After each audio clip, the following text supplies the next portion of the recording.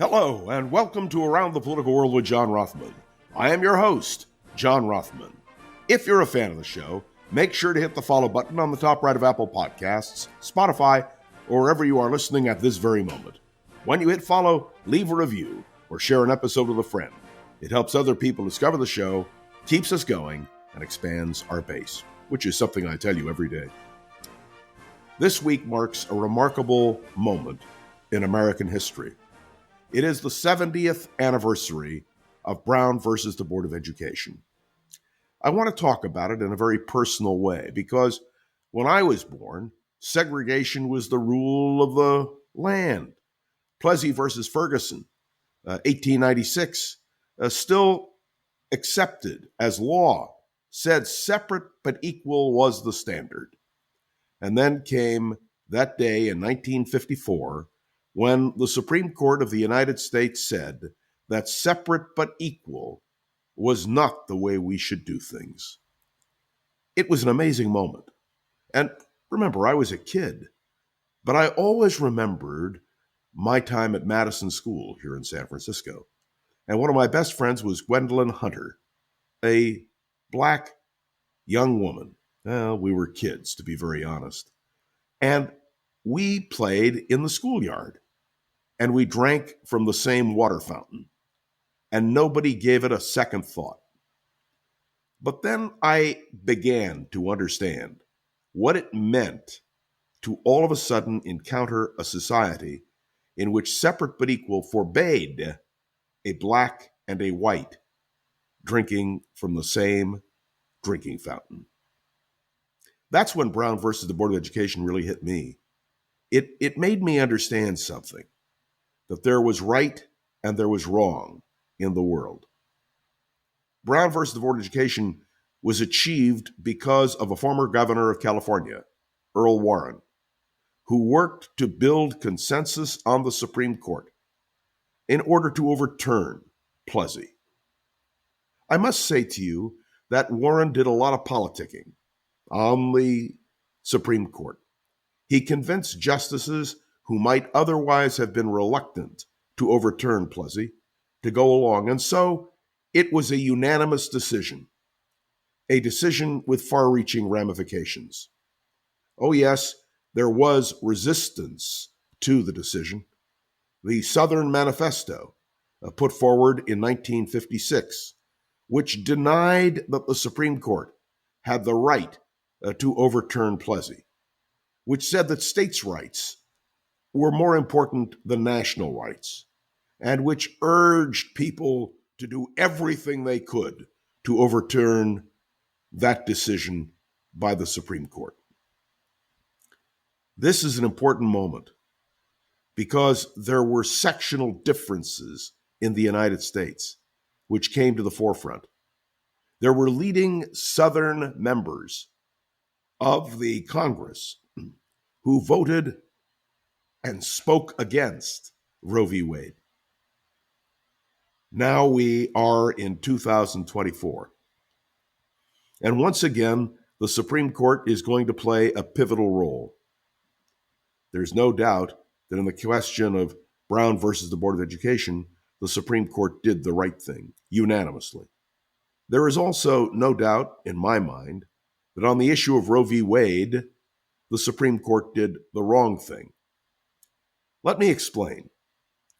If the current Supreme Court had been on the bench in 1954, and they had defended, as this Supreme Court seems to do, the idea of states' rights, of states making individual decisions about what should or should not be law in their state, segregation would still exist in the South.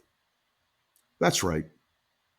The Supreme Court said that national interest must be put at the forefront, not states' rights. Can you imagine if Alabama, Mississippi, other states in the South had the ability to just say no to the Supreme Court, which is essentially what the Supreme Court has done in the matter of Roe v. Wade? They've said, let the states decide. And that, by the way, is a position of a major candidate for president and a former president of the United States, Donald Trump. That is not my position, and it should not be the position of the United States of America. It is true that occasionally the Supreme Court makes a mistake. It is also true that the Supreme Court can reverse its errors. It is also true that who sits on the Supreme Court depends on who is president of the United States. In this election of 2024, we have a clear choice between a president of the United States who believes that individuals have the right to control their own bodies and that the federal government must and should stand for desegregation. And we have another candidate for president who wants to return powers to the states, which would permit grave injustice to be done. You may say to me, John, this is a harsh contrast, and it is, but it's a contrast which needs to be made. The lesson of Brown versus the Board of Education, which is the law of the land, was that, the Supreme Court did the right thing. In the case of Roe v. Wade, and in the case of other questions which will come before the Supreme Court, including presidential immunity, blanket immunity, one can only hope that the justices of the Supreme Court will do the right thing. In the end, Al Gore, in the election of 2000, accepted a decision which many of us disagreed with, and it gave George W. Bush the presidency. It isn't that the Supreme Court is always right, but it is that the Supreme Court must try to do the right thing.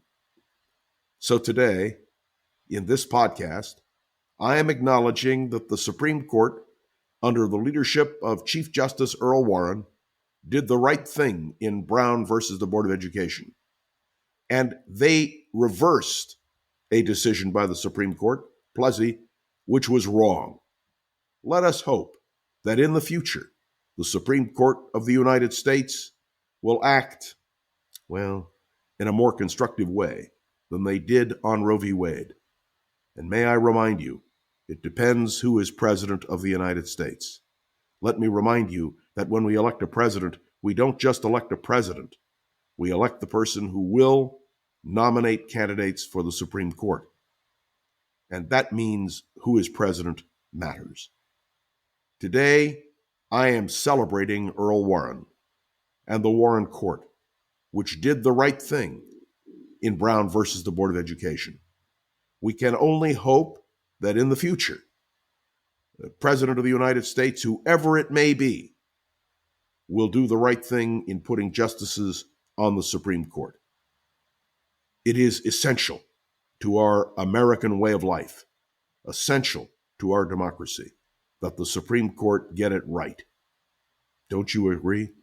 Thanks for tuning into another episode of Around the Political World. Make sure to follow along and let me know your thoughts on the show by leaving a review on Apple Podcasts and sharing an episode with a friend or colleague so we can continue to grow and expand. I want to remind you that you can interact with me on Facebook and on LinkedIn. And my special appreciation to the wonderful producer of this podcast, Gogo Zoger. Thanks, Gogo. And to all of you, have a great weekend. And let's hope that the news next week is better than the news this week. I am John Rothman, and you are listening to Around the Political World with John Rothman. See you on Monday.